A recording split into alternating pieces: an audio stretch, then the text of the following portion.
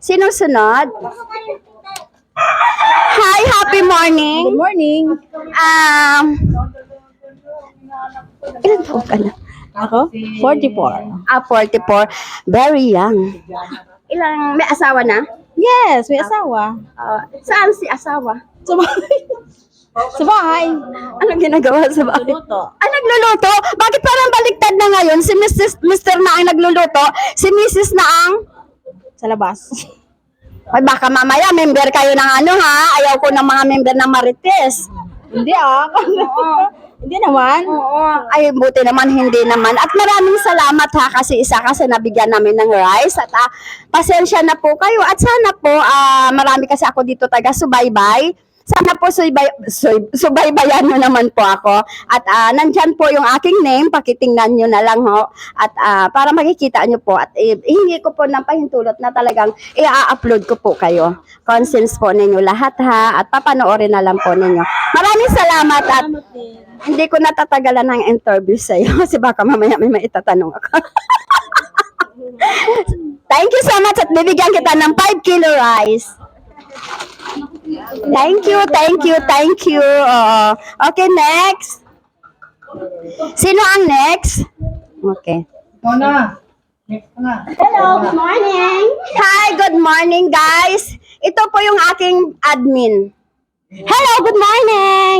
Kumusta ka? Good morning. Oh, guys, dito po siya nakatira, guys, sa may ano ba yung lugar mo? Purok 16. Barangay Barangay Complete. Commonwealth. Purok 16, Barangay Commonwealth, Adelpa Street, Quezon City. Okay. Mag-ano nga tayo? Magpinsan, syempre. Ay, magpinsan namin, no? Magpinsan po kami, guys, at dito po siya nakatira.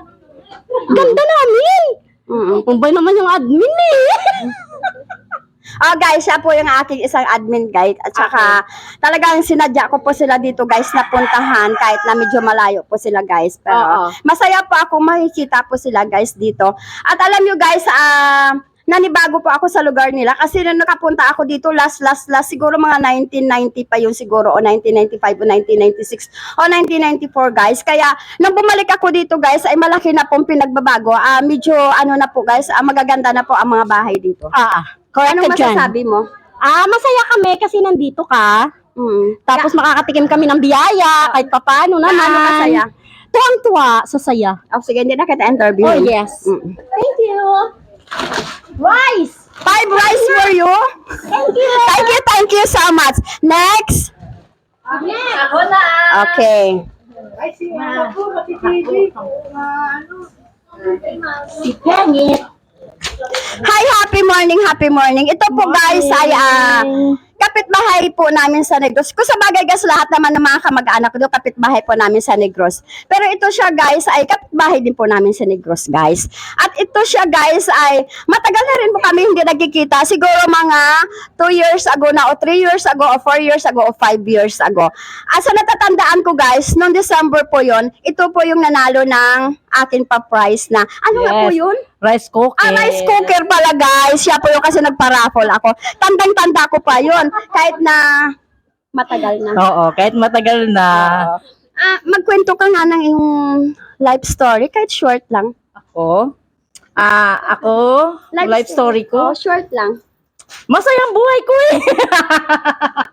Masaya ang life mo. Halata naman. Masayang life Oo. ko kahit mahirap.